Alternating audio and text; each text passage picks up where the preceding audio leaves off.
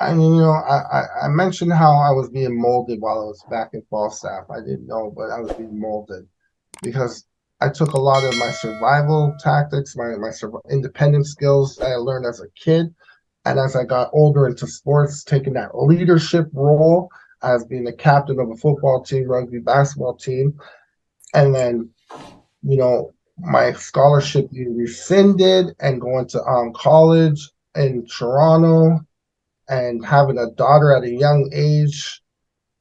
I took those same skills I learned as a child and as in sports, and I said, okay, because now I'm exposed. I'm back in the big city, and I'm living where my brother and my grandmother lives. The neighborhood is it was ripe for the picking. They needed a leader, so I just flourished, and I just said, okay, I'm gonna start my own thing out here.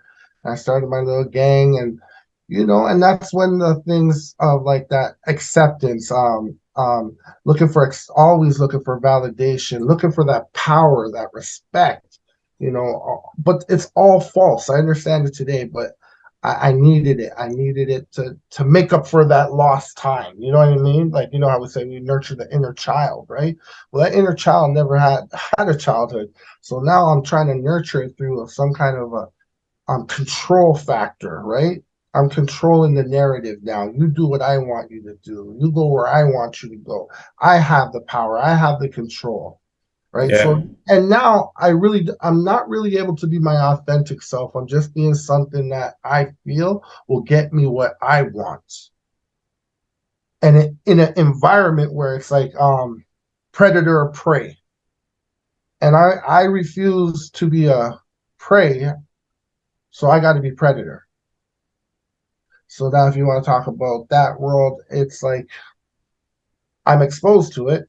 I have an older brother who's in a gang too, and it just was easy for me.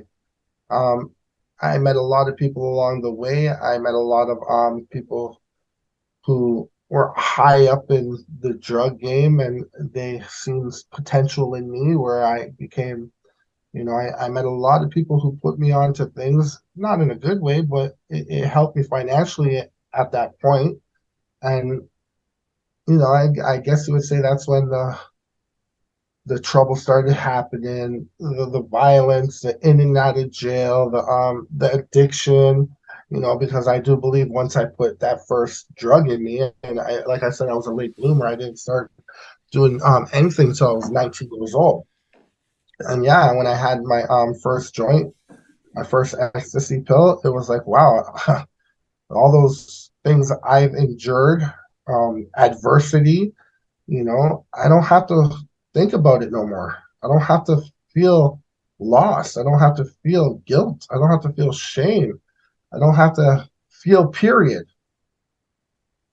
No one likes what that uncomfortable feeling of knowing this is what has happened to you throughout your life.